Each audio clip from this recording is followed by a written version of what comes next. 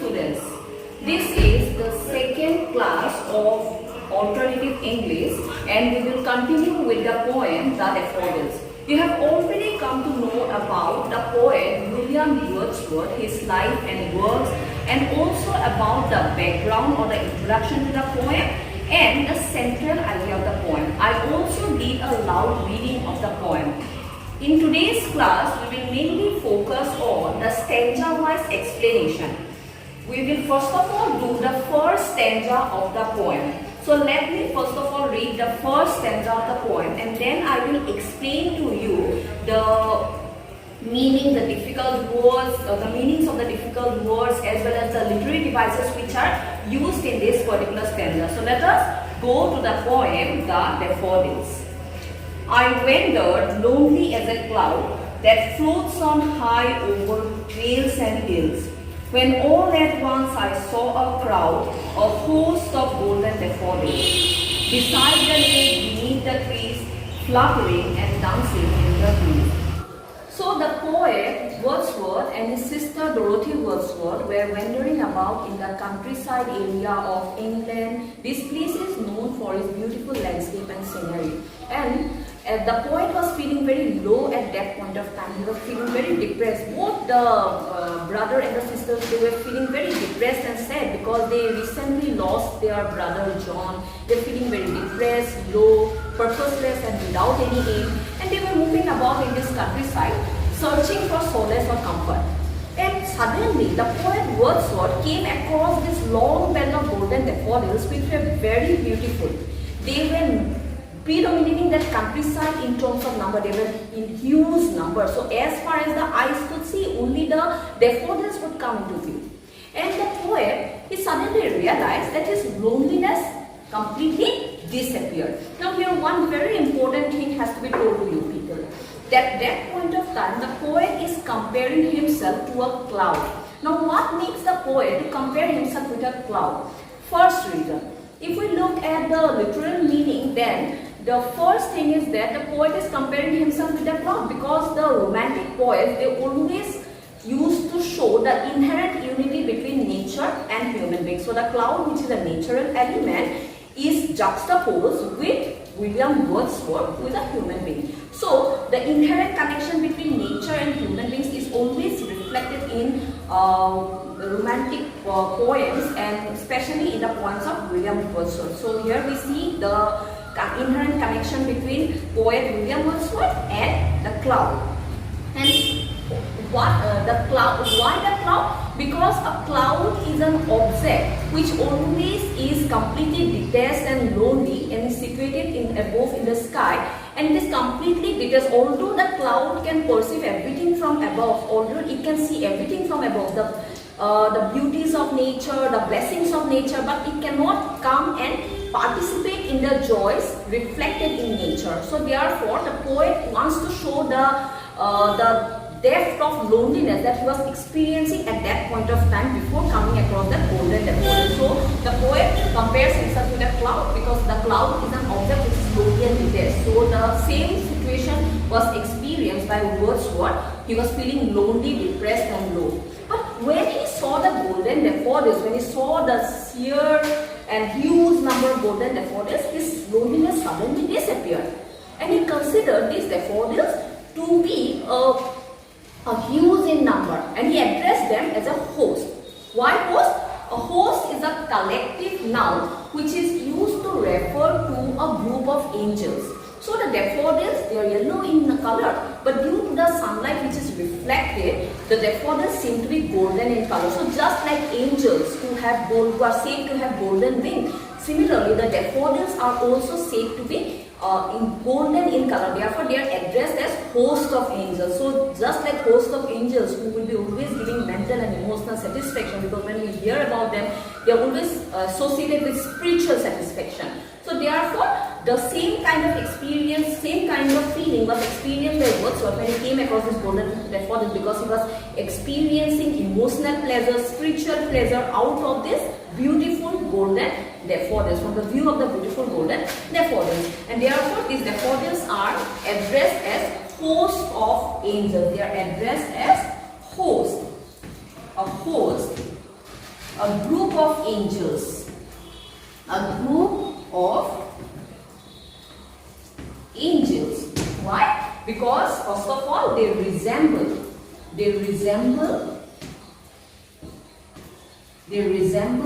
angels, and next they are also providing the poet with spiritual satisfaction.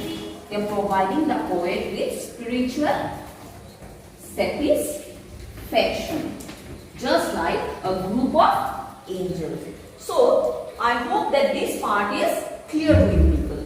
Now after that, the poet says, beside the lake, beneath the trees, fluttering and dancing in the breeze. Now the daffodils are already impressing poet Wordsworth. His loneliness disappeared. He was starting to feel cheerful and happy after coming across their view. But it was mainly the most important element which the most appealing element of the daffodils was their dance. They were fluttering and dancing in the breeze. It was a very cold and breezy day. The cool breeze was making the flower dance and sway on their stems. So the poet Wordsworth, he was delighted mainly because of the dance of the golden daffodils, because these daffodils were fluttering and dancing in the breeze. So these appealing elements made the daffodils more attractive to our poet, and he was highly pleased. His loneliness disappeared. He was feeling depressed and low, but now he was no longer feeling lonely and depressed. Rather, he is feeling very happy and delighted to see these daffodils dancing and fluttering. Flutter means when insect they flutter their wings. When they flutter their wings, a kind of sound is created. Fluttering sound is created. So just like an angel who will be fluttering his wing, a sound will be created. Similarly, the daffodils were also said to be fluttering in the breeze, and moreover they were dancing in the breeze. Some literary devices, or we will understand some literary devices which are used in the first stanza of the poem, which is already done by me. Now literary devices, now the question that comes to your mind is, what is actually literary devices? Because you are quite new to this particular term, literary devices. So a literary device is a technique which is used by poets or employed by poets to provide a poetic effect to their poems. Now what is a poetic effect? Now you have always noticed that the language which is used in poetry is quite different from the language which is used in prose. So the poem always is in comparison to prose.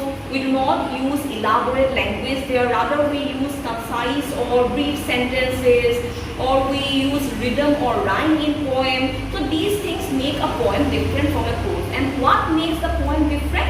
What gives the poetic effect to a poem? It is a literary device. So I think you have already understood what is a literary device. Now, in the poem The Daffodils, the poet Wordsworth is making extensive use of literary devices, because he was a romantic poet. In the romantic period, it was a common thing for poets to use literary devices, because the romantic age is mainly known for its poetry, and the poetry of romantic period employs or uses many or extensive literary devices. So the literary devices which are used in the poem The Daffodils are, for the first line of the poem itself is using a literary device. In the first line, the poet says, I wandered lonely as a cloud. It is a simile. So what is a simile? A simile is a comparison between two dissimilar objects.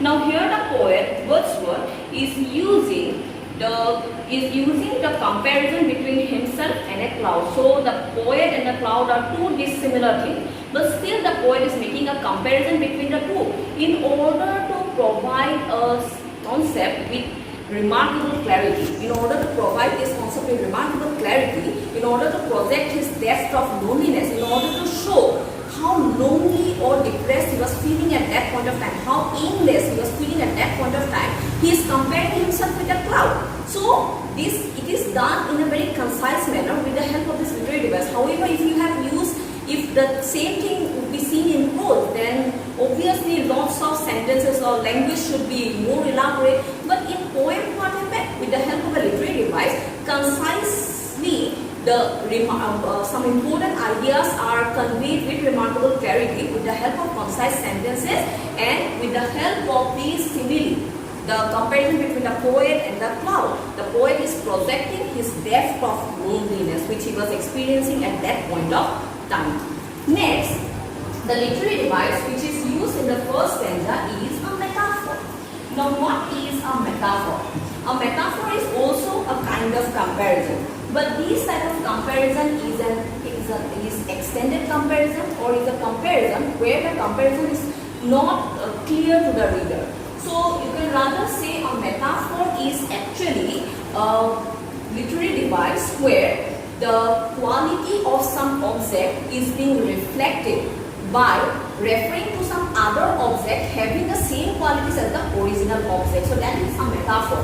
Now what is the metaphor used in the first stanza? The metaphor which was used in the first stanza is the word pose.